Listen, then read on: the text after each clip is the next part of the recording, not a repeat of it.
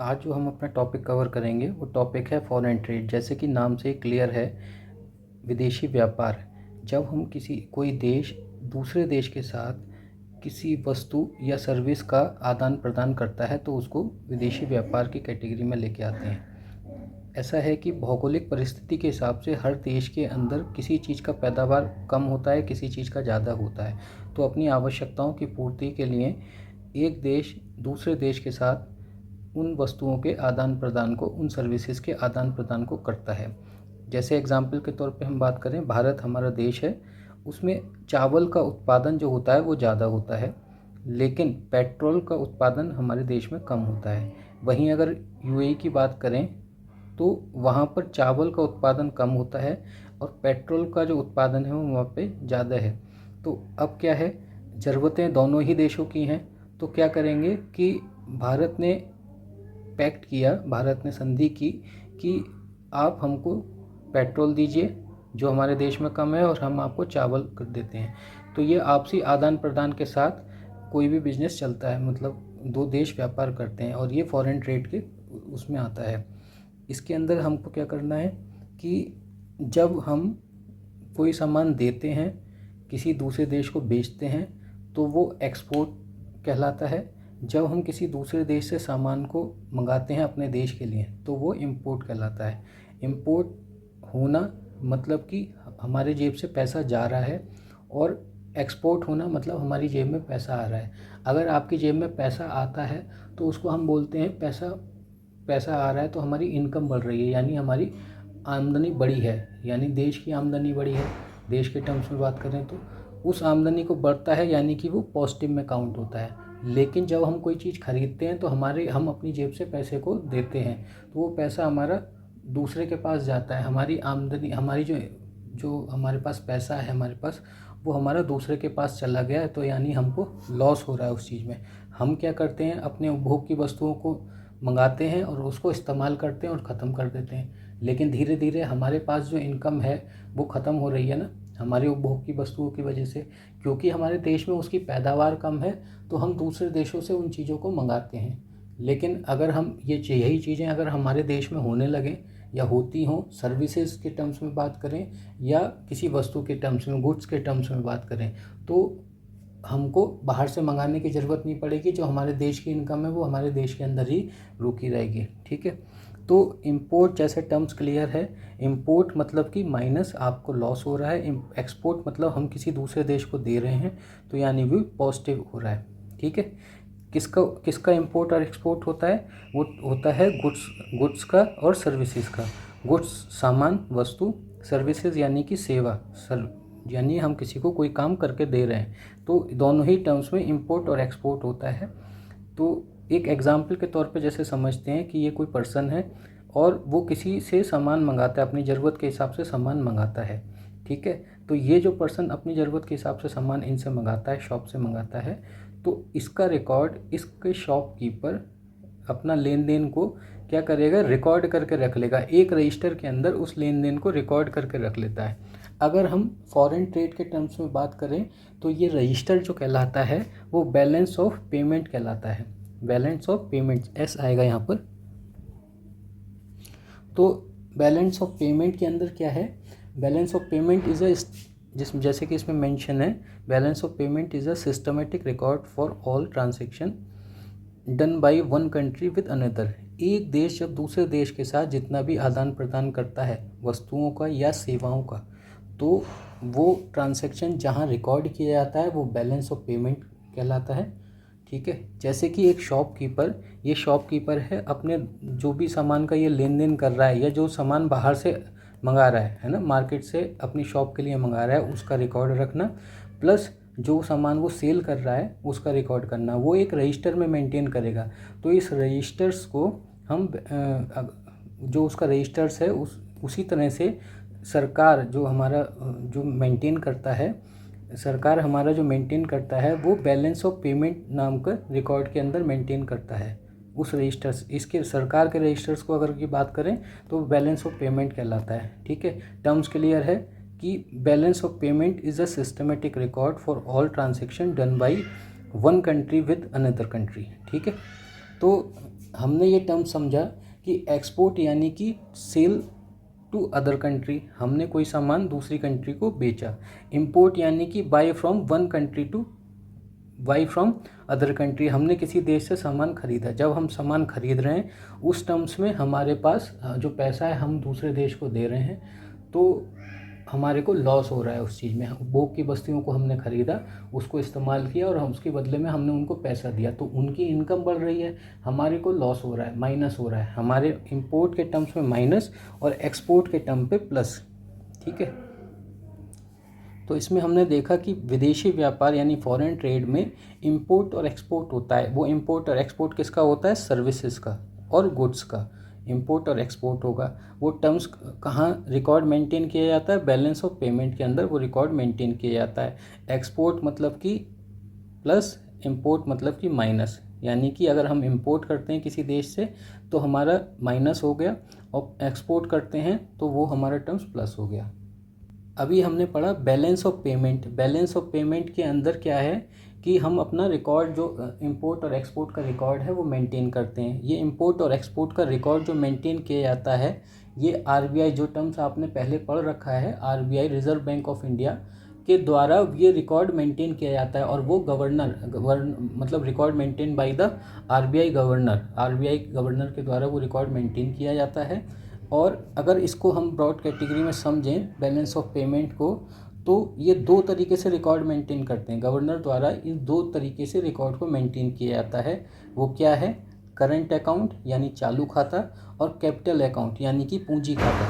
तो current account के अंदर क्या मेंशन होता है? करंट अकाउंट के अंदर मेंशन होता है लिस्ट ऑफ ऑल एक्सपोर्ट, है ना, जो हम एक्सपोर्ट कर रहे हैं, एक्सपोर्ट इंपोर्ट, वो चीज़ों को हम मेंटेन करते हैं करंट अकाउंट के अंदर, जो कि दो टर्म्स में होता है, विजिबल और नॉन विजिबल। विजिबल मतलब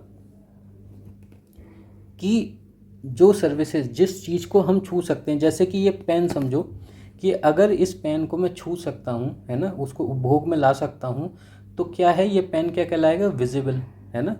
और अगर इस पेन को मैं छू नहीं सकता, जैसे कि, और एक होता है टर्म सर्विसेज, हमने बताया था ना कि गुड्स और सर्विसेज दो होते हैं। तो सर्विसेज के अंदर क्या है? सर्विस तो हम अवेल करते हैं, मतलब कि हम उसको यूज़ करते हैं, ठीक है, सर्विस हम अवेल करते हैं, वो दिखती तो है नहीं सर्विस, तो वो टर्म्स कहलाती है इनविजिबल। और विजिबल क्या है कि जब हम किसी वस्तु को आयात करते हैं तो वो हमारा विजिबल टर्म्स में आता है ना। तो जो हमने पढ़ रखा है वो बैलेंस ऑफ पेमेंट है, जिसके अंदर रिकॉर्ड मेंटेन किया जाता है। ये रिकॉर्ड मेंटेन किया जाता है आरबीआई गवर्नर के द्वारा। अब वो गवर्नर जो रिकॉर्ड मेंटेन करते हैं वो करंट अकाउंट और कैपिटल अकाउंट के अंदर रिकॉर्ड मेंटेन करते हैं, यानी चालू खाता और पूंजी खाता, दो अकाउंट के थ्रू मेंटेन किया जाता है। अकाउंट जो करंट अकाउंट है उसके अंदर हम एक्सपोर्ट यानी एक्सपोर्ट के टर्म्स को मेंटेन करते हैं, यानी कि विजिबल और इनविजिबल दोनों ही रिकॉर्ड को मेंटेन किया जाता है, सर्विस रिकॉर्ड को, जो कि इसके अंदर सर्विस और गुड्स के रिकॉर्ड को इसके अंदर मेंटेन किया जाता है। तो करंट अकाउंट मेंटेन हुआ विजिबल और इनविजिबल के लिए। इनविजिबल के अंदर जो आता है वो आते हैं सर्विस, इनकम और ट्रांसफ़र। पैसे का लेन देन जो है वो ट्रांसफ़र हो गया, जो हमको इनकम हुई वो इनकम आ गई, और जो हमने सामान मंगाया वो विजिबल में आ गया, वो गुड्स में आ गया, है ना। तो हमने क्या किया, वो रिकॉर्ड इसके अंदर, अगर हम किसी सामान को आयात कर रहे हैं, है ना, तो वो विजिबल में आ गया। अगर हम किस सामान को निर्यात कर रहे हैं तो वो भी विजिबल में आ गया, है ना। लेकिन हमारे देश का कोई एम्प्लॉई, मतलब हमारे देश का कोई पर्सन बाहर किसी कंपनी में काम करता है और वहाँ से अपने पैसे को इनकम, मतलब वहाँ काम करता है और वहाँ से इनकम जनरेट होती है, उसको अपनी जो सैलरी है उस सैलरी को वो अपने देश के अंदर अपने रिश्तेदारों को भेजता है, ठीक है। तो वो जो रिश्तेदारों को भेजता है वो क्या कहलाता है? रेमिटेंस, ठीक है। अगर वो अपनी इनकम को रिश्तेदारों को भेजता है तो वो रेमिटेंस कहलाता है, ठीक है। तो इस तरह के रिकॉर्ड को, वो इनकम हमारे देश के अंदर जनरेट हो रही है क्योंकि वो पैसा हमारे देश में आ रहा है, तो वो इनविजिबल उस टर्म्स में आता है, इनकम हो गई। और अगर पैसे का आदान प्रदान होता है यानी कि रेमिटेंस है। अब अगर हम ज़्यादा सामान मंगा लेते हैं यानी इंपोर्ट कर लेते हैं तो हमारा इनकम जो है, जो हमारा पैसा था देश का, वो बाहर चला गया, यानी हमको लॉस हो गया। ठीक है, अगर हम ज़्यादा सामान एक्सपोर्ट करते हैं यानी हमारे देश की इनकम इंक्रीज़ हुई, यानी वो हो गया एक्सपोर्ट के टर्म्स में मैंने क्या बताया था प्लस होगा, और इंपोर्ट के टर्म्स में क्या होगा माइनस होगा। जब माइनस बड़ा हो जाता है, ग्रेटर देन हो जाता है प्लस से, यानी कि हमको लॉस हो रहा है माइनस। तो आज की कंडीशंस क्या चल रही है कि ये हमारा लॉस बढ़ रहा है, क्योंकि हमारे देश में बेरोजगारी है, हमारे देश में पॉपुलेशन ज़्यादा है, हमारे देश में उसके अकॉर्डिंग जो एम्प्लॉयमेंट है वो एम्प्लॉयमेंट नहीं है। क्यों एम्प्लॉयमेंट नहीं है? क्योंकि यहाँ पर इंडस्ट्री नहीं है। इंडस्ट्री कैसे आएगी? इंडस्ट्री तब आएगी जब हमारे देश में पैसा होगा, हमारे देश के लोगों को रोज़गार मिलेगा। वो रोज़गार कैसे मिलेगा? इंडस्ट्री के थ्रू मिलेगा। इंडस्ट्री के लिए इन्वेस्टमेंट होता है, वो इन्वेस्टमेंट कहाँ से आएगा? वो इन्वेस्टमेंट या तो सरकार दे या फिर वो इन्वेस्टमेंट बाहर से आता है। ठीक है, हमने ये पढ़ लिया कि बाहर से कंपनियाँ आएंगी और हमारे देश में पैसा लगाएंगी, है ना, वो एफडीआई टर्म्स हो गया, और एक एफआईआई हो गया कि बाहर से कंपनियां हमारे शेयर मार्केट में पैसा लगाएंगी। लेकिन शेयर मार्केट के टर्म्स में ये जो इन्वेस्टमेंट है वो 10% से ज़्यादा नहीं होना चाहिए, लेस देन 10% होना चाहिए।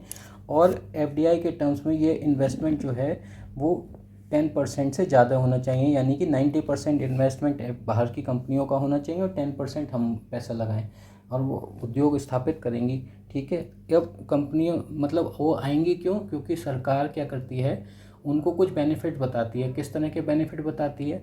उनको कुछ एरिया प्रोवाइड करा जाता है, कंपनियों के एस्टेब्लिशमेंट के लिए रूल्स एंड रेगुलेशन में कुछ रिलैक्सेशन दिया जाता है। ठीक है, तभी तो जब तक आप किसी के फेवर की बात नहीं करोगे, वो आपके यहाँ पैसा क्यों लगाएगा? वो पैसा इसलिए लगाएगा क्योंकि हम वहाँ पर उनको, सरकार उनको ऑफ़र करती है, टर्म्स एंड कंडीशन के केस में उनको एरिया ऑफ़र करती है कि आप यहाँ पर लगाएं। तो जो इस तरह की कंपनियां, एफडीआई की जो कंपनी हैं, वो जब इन्वेस्टमेंट करती हैं, ये इन्वेस्टमेंट लॉन्ग टर्म इन्वेस्टमेंट होता है, और इसके अंदर जो इन्वेस्टमेंट किया जाता है उस एरिया को जहाँ पर उनको कंपनियों को इस्टेब्लिश करने के लिए जगह दी जाती है, वो स्पेशल इकोनॉमिक जोन यानी SEZ कहलाता है। ठीक है, तो SEZ है। अब इसके अंदर जो इन्वेस्टमेंट होगा उसको कंपनियां बाहर से आकर करती हैं और वो पैसा यहाँ पर लगाती हैं। तो जो पैसा बाहर से द्वारा लगाया जाता है बाहर की कंपनियों द्वारा, वो 3,000 करोड़ रुपए से अगर ज़्यादा है, तो उस तरह के रिकॉर्ड को मेंटेन करने के लिए एक बोर्ड है, वो है FIPB यानी फॉरेन इन्वेस्टमेंट प्रमोशन बोर्ड। इसका काम क्या होता है? Regulate by FDI। ठीक है, FDI इसको रेगुलेट करता है ना, FDI को रेगुलेट करता है, FDI को रेगुलेट करता है फॉरेन इन्वेस्टमेंट प्रमोशन बोर्ड, जिसका काम है कि अगर वो 3,000 करोड़ से ज़्यादा का इन्वेस्टमेंट कर रही है कंपनी, तो इसके पूरे रिकॉर्ड को मेंटेन वो बोर्ड करता है, इसकी कंट्रोलिंग उस बोर्ड के पास होती है। ठीक है, वो क्या करता है?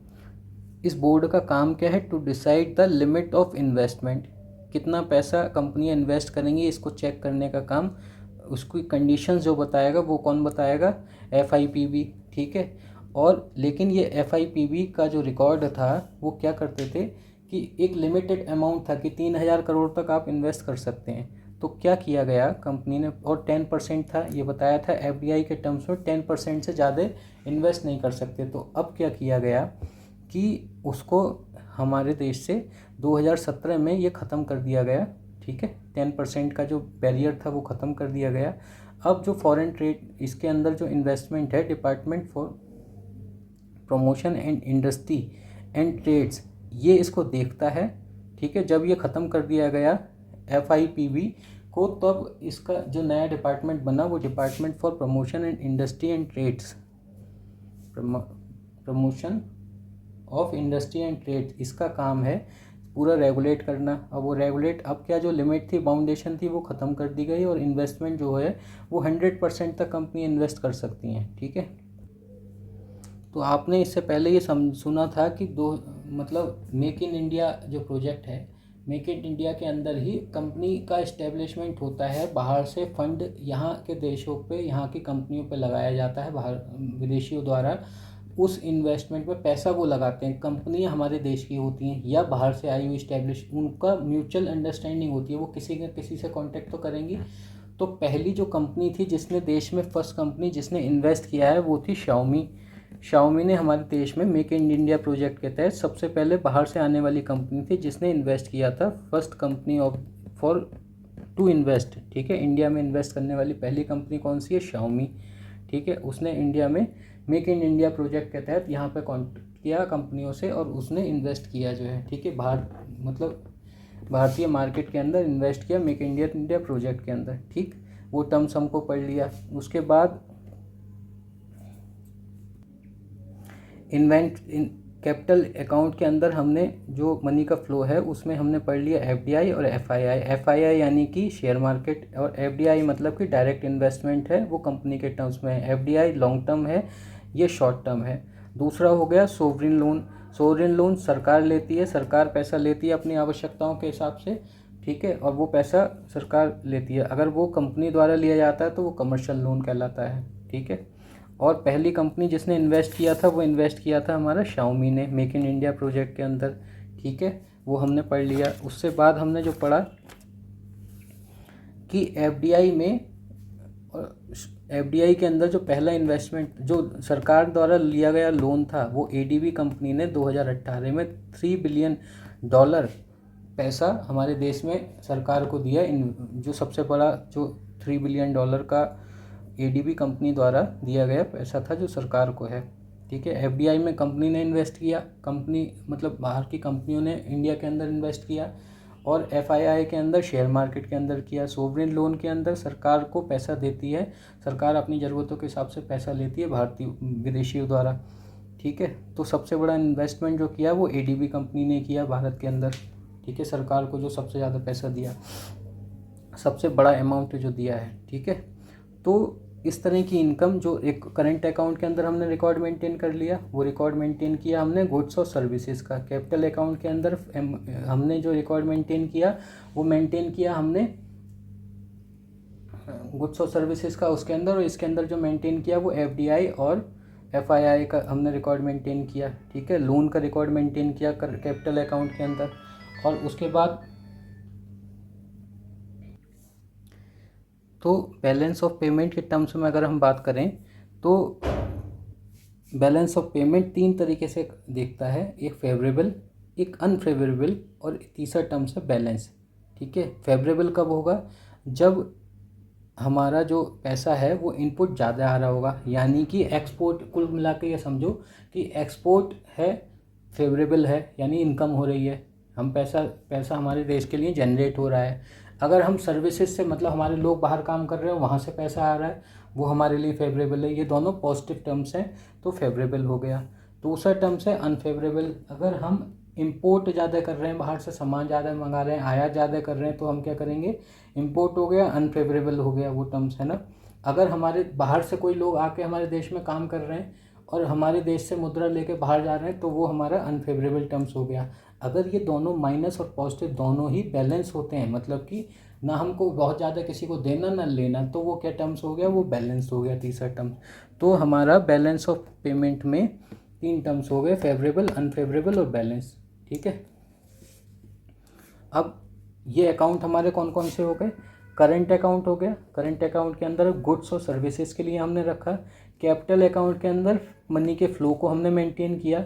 ये देखो दोनों रिकॉर्ड मेंटेन कौन कर रहा है? आरबीआई कर रहा है, आरबीआई के गवर्नर कर रहे हैं, ठीक है। लेकिन कभी कभी क्या होता है, हम एक अकाउंट होता है ना भूल चूक लेनी देनी, जिसके अंदर हम कोई पैसा लिखना भूल जाते हैं या चीज़ें हो जाती हैं। आप ही अपना रिकॉर्ड मेंटेन करते हो बहुत सारी चीज़ें, तो एक पोर्शन ऐसा बनाते हो जिसमें भूल चूक लेनी देनी है ना, कि हो सकता है मुझसे गलती से कोई रिकॉर्ड मेंटेन करने से रह गया हो।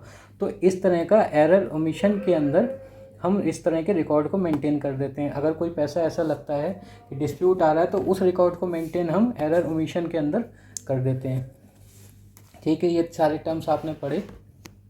मेक इन इंडिया आपने समझ में आया। अब आज की डेट में आपको मेक इन इंडिया क्लियर होगा। भारत के अंदर कंपनी इस्टेब्लिश हो चुकी हैं, भारत के अंदर मेक इन इंडिया प्रोजेक्ट के तहत कंपनी इस्टेब्लिश हो गई, यहाँ रोजगार बढ़ा है। लेकिन वो पैसा जिसने लगाया है वो बाहर की कंपनियों ने लगाया, भारत द्वारा, सरकार द्वारा तो उन्हें पोषण वो दिया ही जा रहा है, वित्त दिया ही जा रहा है, उनको प्रमोट किया ही जा रहा है। सरकार बैंकों को देती है, बैंक आपको ऋण दे देती है, बैंक कंपनीज को, इन्वेस्टर्स को ऋण दे देती है, ठीक है। बाहर से जो पैसा लग रहा है वो एफडीआई के थ्रू लग रहा है, जिसके अंदर, और पहली कंपनी जिसने वो लगाया था वो कौन सी कंपनी है, फर्स्ट कंपनी टू इन्वेस्ट, वो है शाओमी। तो टर्म्स हमने पढ़ी कि इन्वेस्टिंग, अभी तक हमने जो टर्म्स पढ़ रखी है वो टर्म्स है कि हमारे देश में जब पैसा आता है वो आएगा कैसे, या तो हम मतलब लोग, बाहर के लोग हमारे देश में आके काम करते हैं तो हम अपनी इनकम को देते हैं, वो पैसा कलेक्ट करके ले जाते हैं, वो विदेश ले जाते हैं, है ना। तो ऐसे तो कम लोग हैं, लेकिन हमारे देश के लोग बाहर जाके काम ज़्यादा करते हैं। कनाडा है ना, कनाडा भरा पड़ा है भारतीयों से, यूएई है भारतीयों से भरा पड़ा है, ऐसे कई देश हैं, अमेरिका है भारतीयों से भरा पड़ा है। तो ऐसे लोग अपनी इनकम को अपने देश में भेजते हैं, वो इनकम यहाँ पर इम्पोर्ट, वो एक्सपोर्ट के टर्म्स में हो रही है ना, मतलब कि हमारे लोग गए वहाँ से उस इनकम को जनरेट करके हमारे देश में भेजा, वो पॉजिटिव टर्म्स हो गई, है ना। लेकिन हमने किसी सामान को आयात कराया यानी इंपोर्ट करा, वो हमारा निगेटिव टर्म्स हो गया। तो निगेटिव हमारे उसमें ज़्यादा हो रहा है, यानी हम सामानों का उपभोग ज़्यादा कर रहे हैं, बाहर से सामान ज़्यादा मंगा रहे हैं और हम एक्सपोर्ट कम कर रहे हैं, है ना। तो हमको इसका बढ़ावा देना चाहिए। इस टर्म्स को न्यूट्रल करने के लिए हमको क्या करना चाहिए, पैसा हमको आयात कम करना चाहिए। आयात कम कैसे होगा, जब इन्वेस्टर होंगे, कंपनी हमारे देश के अंदर होंगी, कंपनी अगर हमारे देश में होंगी तो मैन्युफैक्चरिंग बढ़ेगी, मैन्युफैक्चरिंग बढ़ेगी, प्रोडक्शन बढ़ेगा, ठीक है। प्रोडक्शन कैसे कंपेयर होगा, इन्वेस्टर अगर आते हैं हमारे देश में, पैसा हमारे देश में सरकार लगाए या कोई भी पूंजीपति लगाए, तो उससे क्या होगा, एम्प्लॉयमेंट जनरेट होगा, लेबर आएगी, लेबर से एम्प्लॉयमेंट जनरेट होगा, ठीक है। एम्प्लॉयमेंट जनरेट होगा तो हमारी इनकम बढ़ेगी, ठीक है। तो एक टर्म्स आता है करंट अकाउंट डिफिसिट, इसमें क्या है, it implies the overall loss in terms of foreign trades in export and import. बाहर आयात और निर्यात में जो हमारा विदेशी व्यापार है उसके अंदर जो ओवरऑल लॉस है, वो लॉस जो है करंट अकाउंट डिफिसिट कहलाता है ना, ठीक है। दूसरा रिकॉर्ड जो मेंटेन, अभी तक हमने जो टर्म्स पढ़ रखी थी वो टर्म्स पढ़ी थी, हमने जो टर्म्स पढ़ी थी स्ट्रक्चरल व्यू में, वो बैलेंस ऑफ पेमेंट्स में, वो था करंट अकाउंट यानी चालू खाता द्वारा रिकॉर्ड को मेंटेन करना, और कैपिटल अकाउंट यानी कि पूंजी खाता द्वारा रिकॉर्ड को मेंटेन करना, जिसके अंदर हम विजिबल, हमने पढ़ा करंट अकाउंट के बारे में जिसके अंदर विजिबल यानी गुड्स को हम मेंटेन करते हैं, गुड्स के रिकॉर्ड को, और इनविजिबल यानी कि सर्विसेज, इनकम और ट्रांसफ़र के रिकॉर्ड को मेंटेन करते हैं करंट अकाउंट के टर्म्स में, है ना। इंपोर्ट यानी कि लॉस, एक्सपोर्ट यानी कि प्रॉफिट। तो हमारा आज की डेट में जो चल रहा है वो लॉस ज़्यादा चल रहा है प्रॉफिट के कंपैरिजन में, क्योंकि हमारे देश में अभी उस तरह से निवेशक नहीं है जो पैसा लगाएं और कंपनी खोलें, और कंपनी खोलने के बाद उसके अंदर अपने देश के ही लोगों को रोज़गार दें। रोज़गार कम है हमारे देश में, तो वो रोज़गार बढ़ेगा कैसे, जब निवेशक होंगे। निवेशक तब आएंगे जब उनके पास पूंजी होगी। पूंजी या तो सरकार प्रोवाइड कराए या फिर वो पूंजी विदेशी किसी माध्यम से आए। तो टर्म्स हमने पढ़ा था करंट अकाउंट डेफिसिट, इसके अंदर जो हमारा ओवरऑल लॉस है वो फॉरेन ट्रेड के टर्म्स में, एक्सपोर्ट और इंपोर्ट के टर्म्स में, वो हो गया करंट अकाउंट डिफिसिट, ठीक है। उसके बाद जो रिकॉर्ड मेंटेन किया जाता है वो मेंटेन किया जाता है कैपिटल अकाउंट। कैपिटल अकाउंट यानी मनी का फ्लो ऑफ मनी, वो कैसे होगा, इन्वेस्टमेंट के थ्रू, ठीक, सोवरेन लोन और कमर्शियल बैंक। इस टर्म्स को, तीनों टर्म्स को हम समझ लें कि इन्वेस्टमेंट कैसे होगा। जो हमारे अरविंद मायाराम पैनल है, इन्होंने क्या बताया, इन्होंने बताया कि अगर हमारे देश के अंदर लोग बाहर से आकर कंपनी वाले पैसा लगाएं, जो देश बाहर इन्वेस्टर्स हैं वो पैसा लगाएं, तो अरविंद मायाराम जी के पैनल ने ये बताया कि अगर इन्वेस्टमेंट एफडीआई, यानी कि एफडीआई दो टर्म्स में होता है, एफडीआई और एफआईआई, दो उसकी क्या है full form, foreign direct investment, है ना। और दूसरा टर्म्स है एफआईआई यानी कि फॉरेन इंस्टीट्यूशनल इन्वेस्टमेंट। एफडीआई मतलब कि बाहर से कंपनी आएंगी और वो कंपनी आकर हमारे देश में पैसा लगाएंगी, लेकिन ये लॉन्ग टर्म होता है। लॉन्ग टर्म यानी कि लंबे समय तक के लिए इन्वेस्टमेंट हो गया। और वो इन्वेस्टमेंट क्या है, कंपनी अपना यहाँ सेटअप करेगी, एम्प्लॉय रखेगी, बाकी सबको प्रोडक्शन करेगी, प्रोडक्शन के बाद सेल होगा एम्प्लॉय की। तो ये लॉन्ग टर्म एक प्रोसेस है। जबकि दूसरा टर्म्स है FII यानी कि फॉरेन इंस्टीट्यूशनल इन्वेस्टमेंट, जो कि इंस्टीट्यूशनल इन्वेस्टमेंट यानी कि शेयर मार्केट के अंदर आप अपना पैसा लगाते हैं बाहर, है ना। भारतीय शेयर मार्केट के अंदर बाहर से कंपनियां आकर पैसा लगाती हैं और वो पैसा शॉर्ट टर्म के लिए होता है, शॉर्ट टर्म इन्वेस्टमेंट होता है, थोड़े समय के लिए वो अपना पैसा लगाती हैं, पैसे से जो भी इनकम जनरेट होती है वो करी जाती है, ठीक है। उसके बाद जो टर्म्स है ये हमको क्लियर हो गया कि ये मायाराम जी के पैनल द्वारा, अरविंद मायाराम जी के पैनल द्वारा बताया गया था, जिसमें FDI यानी फॉरेन डायरेक्ट इन्वेस्टमेंट में हम कंपनियां बाहर से आकर पैसा लगाती हैं और ये पैसा लॉन्ग टर्म के लिए लगाती हैं। जबकि FII क्या है, फॉरेन इंस्टीट्यूशनल इन्वेस्टमेंट यानी कि शेयर मार्केट के अंदर पैसा लगाया जाता है, वो शॉर्ट टर्म के लिए लगाया जाता है, ठीक है। उसके बाद दूसरा फ्लो, कैसे दूसरा पैसा आता है कि बाहर से जो हमारा सोवरिन लोन है, सोवरिन लोन क्या होता है, सरकार ये लोन लेती है बाहर से, दूसरे देशों से ये पैसा हमारी सरकार लेती है, जिसको सोवरिन लोन कहते हैं, ठीक है। उसके अंदर वो पैसा सरकार जब ले, सरकार के पास क्या है, हर योजना परियोजना के लिए सरकार पैसा अपने लोगों को बांटती है, ठीक है। देशवासियों को पैसा बांटा जाता है सरकार द्वारा। वो स्टेट लेवल पर पैसा, मतलब अगर सेंट्रल गवर्नमेंट की बात करें तो ये रिकॉर्ड जो पैसा है वो स्टेट की परियोजनाओं के लिए बांटा जाता है, ठीक है। वो पैसा सरकार के अपने जो रिसोर्सेज हैं उससे वो कलेक्ट करती है। लेकिन जब वो बांटने वाली टर्म्स ज़्यादा होती है, किसी आपदा की वजह से या किसी और परिस्थिति की वजह से, देश में आई क्राइसिस की वजह से, अगर वो पैसा सरकार के पास पूरा नहीं हो पाता, वो तो अपनी ज़रूरतों के हिसाब से अपने देशवासियों के हित में वो पैसा वो बाहर से लोन लेती है, तो उस तरह के लोन को सोवरिन लोन कहा जाता है, ठीक है। और जो पैसा वो बाहर से लेती है, लेकिन ये लोन सरकार द्वारा लिया जाता है। और अगर कोई कंपनी ये लोन लेती है तो वो लोन लेती है कमर्शियल, वो टर्म्स होता है कमर्शियल। और ये सारा ही रिकॉर्ड मेंटेन किया जाता है कैपिटल अकाउंट के अंदर। कैपिटल अकाउंट यानी मनी का फ्लो जो हो रहा है, कैपिटल अकाउंट, मैंने टर्म्स बताया था BOP यानी कि balance of payment. Balance of payment दो टर्म्स में रिकॉर्ड मेंटेन करता है, जैसे कि करंट अकाउंट यानी चालू खाता और कैपिटल अकाउंट यानी कि पूंजी खाता। तो पूंजी खाते को हम थोड़ा सा इलेबरेट हमने किया, वो टर्म्स में, तीन टर्म्स में इलेबरेट किया, इन्वेस्टमेंट, सोवरिन लोन और कमर्शियल लोन। तो इन्वेस्टमेंट को हमने दो टर्म्स में ले लिया। इन्वेस्टमेंट दो टर्म्स में किया जाता है, FDI यानी फॉरेन डायरेक्ट इन्वेस्टमेंट, जो कि मोर देन 10% नहीं होना चाहिए, है ना।